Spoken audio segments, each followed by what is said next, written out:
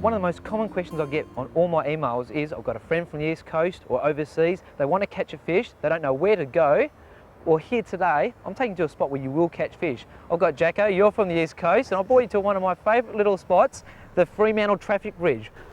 Ryan, why are we up here and not down there fishing? That's what I want to know. Okay, it's nice to all get in the water very, very quickly, but probably more importantly, you want to stand up top here, have a look down. You've got a nice big deep hole there, nice drop off, great for flathead, flounder, some nice weed, great habitat for fish. So really stand up top, look down before you go fishing. So Right. it certainly makes short work of fishing anyway. Yeah, mate, let's go. Go. Hey Ryan, how come we're here at like 10 o'clock in the morning? Normally I go fishing first thing, sun up, sunset. Yeah, whilst that's good for tailor, we're chasing flathead, and with all flathead, they really like to actually sit there in these deep water holes here, waiting to ambush any bait fish, any prawn, anything that moves by. And so that's why we're using these prawns as a bait today. Is that the whole idea Yeah, here? the prawn style lures work very, very well. It's an artificial plastic lure.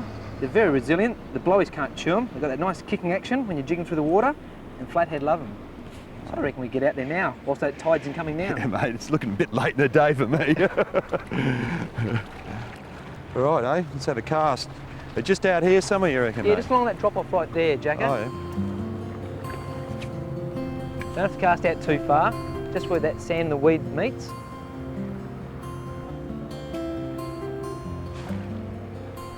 I'm on, Jacko. Right in the shallows, just jigging the prawn star. There he is. Beautiful bar-tail flathead. Check him out. Look at that, on the prawn star.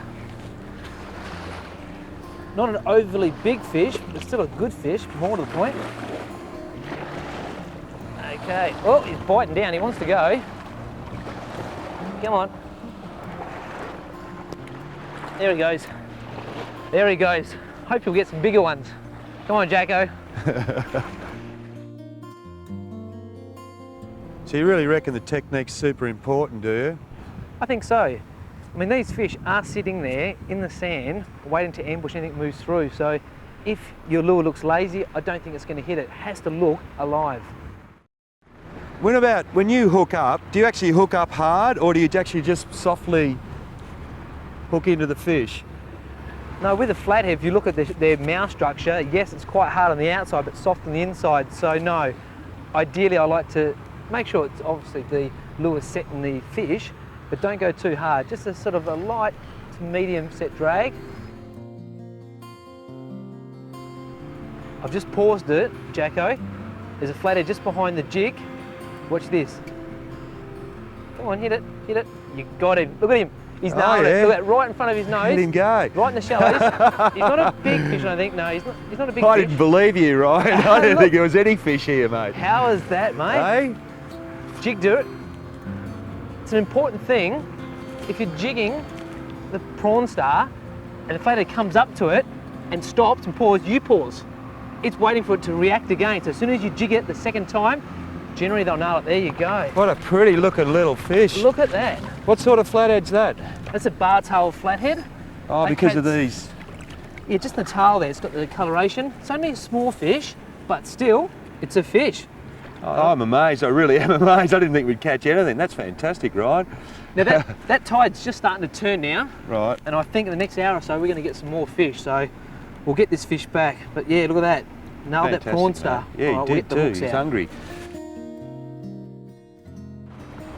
Well, you can see that actual treble was just on the outside. So the predatory nature of the flathead was just to grab it. Didn't matter where it grabbed it. In this case, the treble was just in the side of the head there. There you go. We'll put him back. Beautiful. Look at the colours on the fish.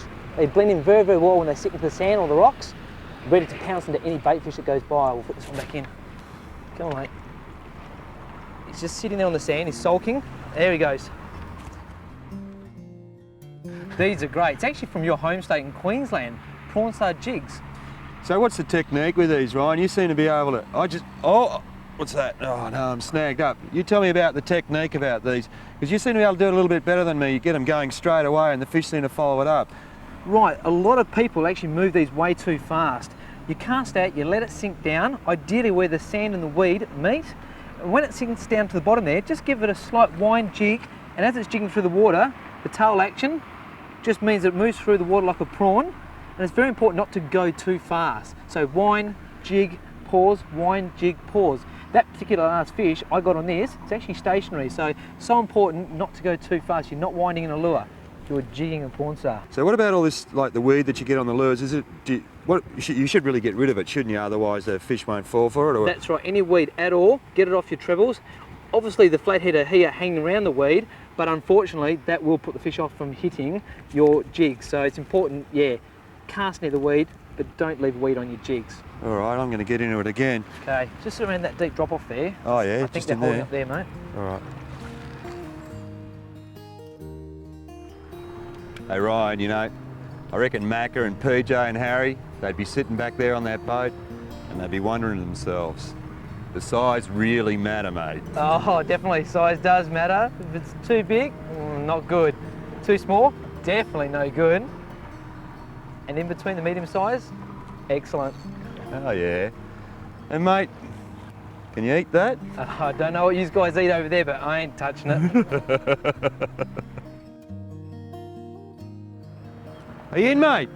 Are you in? Yeah. Just behind that rock. Oh yeah. I was just jigging it all the way up. Yeah, he's only a small one. I actually thought it was a flounder to start with because it was just going behind the prawn star. He's about the same size as the last one. About the same size as that prawn, isn't he? Only small, unlike your big duskies you guys get. This is the biggest you get them here, mate. They do get bigger, but we are at the beginning of the season, so oh yeah. they will get bigger. So he's gone for that treble in the guts there, has he? Yep, like the last fish. They've grabbed the middle of it, and oh, yeah. He's only just hooked, so lucky to get that one in.